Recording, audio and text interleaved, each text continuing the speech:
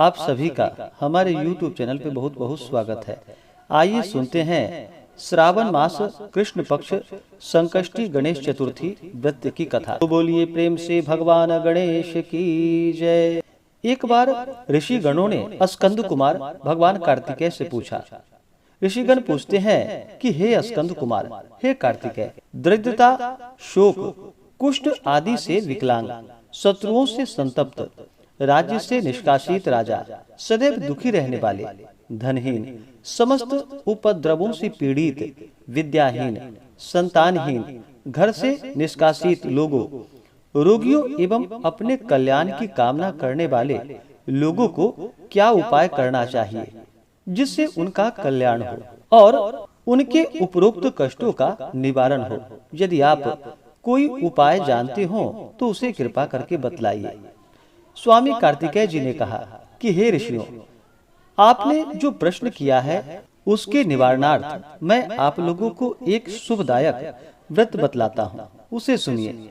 इस व्रत को करने से पृथ्वी के समस्त प्राणी संकटों से मुक्त हो जाते हैं। यह व्रत राज महापुण्यकारी एवं मानवों को सभी कार्यों में सफलता प्रदान करने वाला है। विशेष करके यदि इस व्रत को महिलाएं करें तो उन्हें संतान एवं सौभाग्य की वृद्धि होती है। इस व्रत को धर्मराज युधिष्ठिर ने किया था। पूर्व काल में अपने भाइयों के साथ जब धर्मराज वन में चले गए तो उस वनवास काल में भगवान श्री कृष्ण ने उनसे कहा था।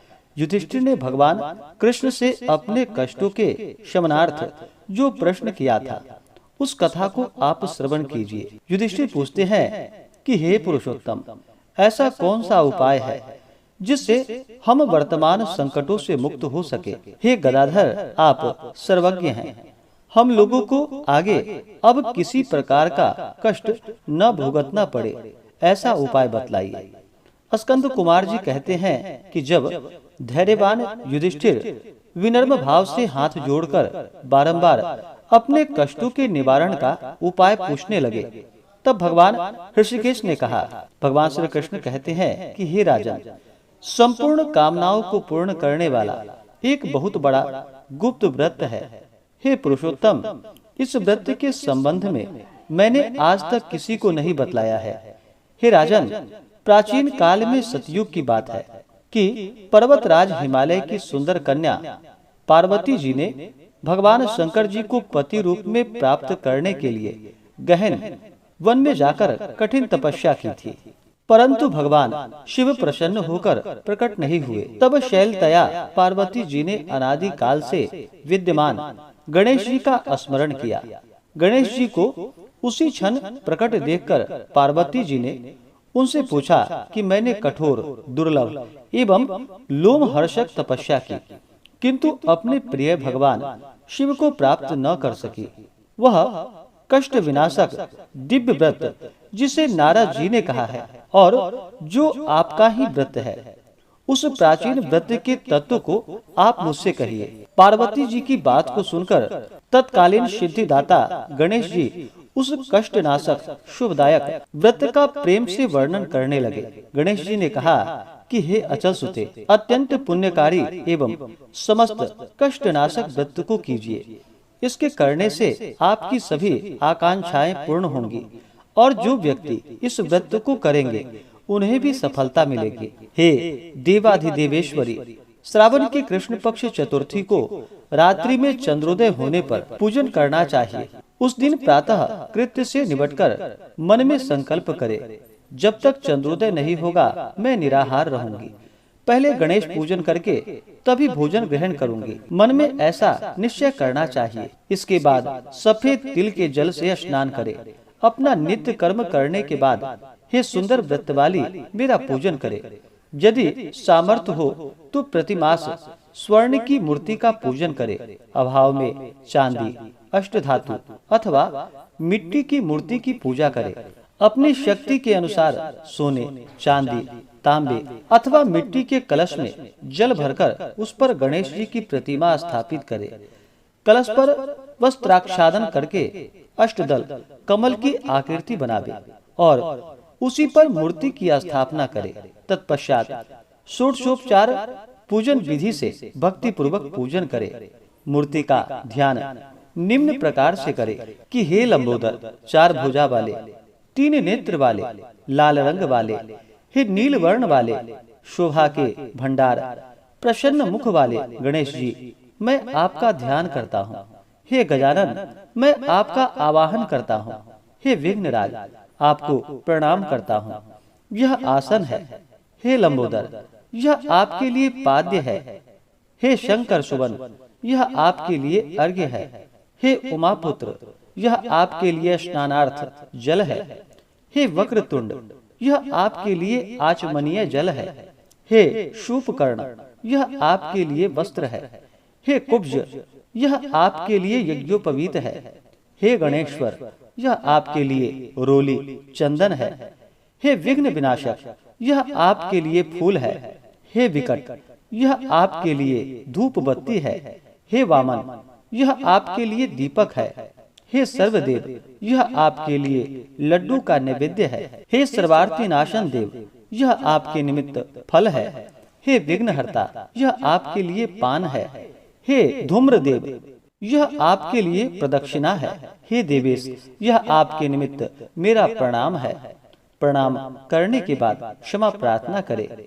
इस प्रकार षोडशोपचार रीति से पूजन करके नाना प्रकार के भक्ष्य पदार्थों को बनाकर भगवान को भोग लगावे।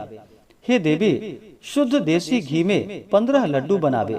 सर्वप्रथम भगवान को लड्डू अर्पित करके उसमें से 5 लड्डू ब्राह्मण को दे दें। अपने सामर्थ्य के अनुसार दक्षिणा देकर चंद्रोदय होने पर भक्ति भाव से अर्घ्य देवे। तदंतर 5 लड्डू का स्वयं भोजन करे। फिर हे देवी, तुम सभी तिथियों में सर्वोत्तम हो, गणेश जी की परम प्रियतमा हो। हे चतुर्थी, हमारे द्वारा प्रदत्त अर्घ्य ग्रहण करो, तुम्हें प्रणाम है। निम्न प्रकार से चंद्रमा को अर्घ्य प्रदान करे। क्षीर सागर से उत्पन्न हे लक्ष्मी के भाई, हे निशाकर, रोहिणी सहित हे शशि, मेरे दिए हुए अर्घ्य को ग्रहण कीजिए। गणेश जी को इस प्रकार प्रणाम करे।